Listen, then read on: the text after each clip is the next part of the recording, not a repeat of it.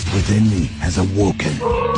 Hello everyone, we have absolutely crazy news in Beyblade X right now. Now I do want to mention as we're going to start off, not only do we have a motor stadium that's going to be coming, but we also have a Wolf Bay in the homage to Walborg of Bakuten Shoot Beyblade. And I want you to mark it on your calendars that October 12th is when this releases. I am ready for this. So let's get right into the news. So first of all, let's talk about probably the biggest piece of information right now, which is the fact we are getting a motor stadium in Beyblade X. So I did do some reading on this on the official product description. So I guess how this is supposed to work with the motor activation, the inner part of the stadium is I guess supposed to change the height where it's either going to reveal the extreme line or not.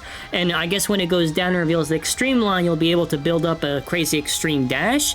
And when it's not active, you won't be able to do so. So you'll have like two variants in play style. But as far as my thoughts on the stadium, looks exciting. Now the big L here, they put for the Bay, Bear Scratch, 560 flat. Now mind you, I think Bear is a terrible blade, but I'll let the other zankye handle it. They could have given us Cobalt Drake. Hey, Cobalt Drake is not going to be a rare Bay anymore. That would have been a nice opportunity. Okay, whatever, stadium set is expensive regardless, but at least other than just the stadium, which mind you, I still think is pretty exciting, could have been the Bay also for the justification. No. Instead, these fucking idiots decide to pick Savage Bear, which let me tell you, one of the worst bays that they could have picked to put on there. I would have rather they put Steel Samurai on there than Savage Bear. Savage Bear, absolute joke of a blade. It's shittier than Rhino Horn, one of the worst echoes that have ever been done. It has good attack potential, true, but the issue with Savage Bear, it's lightweight. Even if for whatever reason it gets to maybe the 30, it's still whack.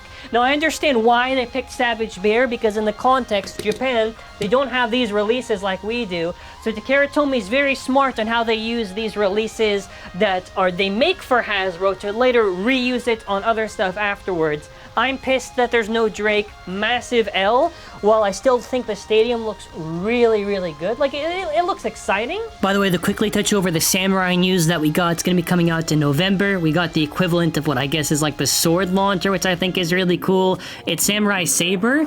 Seems the blade, I guess, is supposed to hit, then retract. Not really much else info to go by, but hey, excited for the Samurai next month. That's cool. Let's move on to something that's really exciting here, which is Silver Wolf.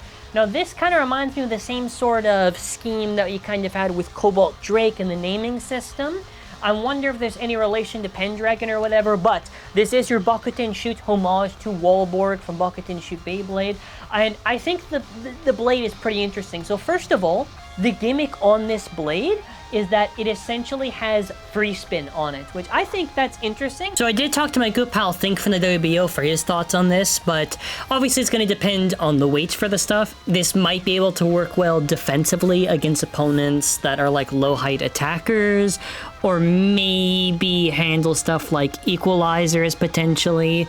The center of gravity is going to be high because obviously of where the metal is placed, so I myself am not too sure. It's an interesting gimmick because that little plastic part basically reminds me of Tornado Wyvern or any sub-attack ring in the plastic gen. But not only that, it does reuse a ratchet, by the way, of 380. I don't really care for, but you have a free spin ball. I thought they would have maybe, I don't know if the size on it is a little bit different or not, or if it's the same size as the original, but I think that's pretty interesting. I also think this should now shut up the crowd that has been whining and complaining, having zero patience for Beyblade X. And we essentially are getting Bay after Bay with actually like burst level gimmicks with still the metal system.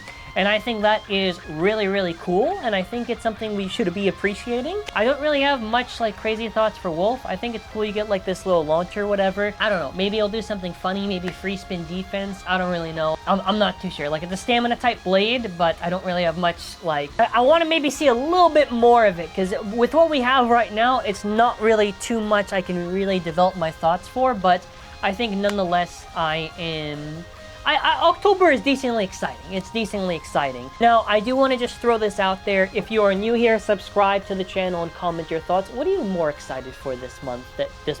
Next month. I do want to also throw out there that We have mobays.com. I do have the pre-orders, like I just mentioned before. I do have to mention this because, yo, I got those stadiums that we ordered from all the bays. I gotta sell them somehow, so please get it off my hands. Optionally support the channel. I appreciate any support regardless. And let me know whatever you're really excited for, and that's kind of it. You're gonna probably see a full breakdown this Sunday, most likely, for the live show. We're gonna go over anything I missed, any in-depth information on gimmicks or whatever.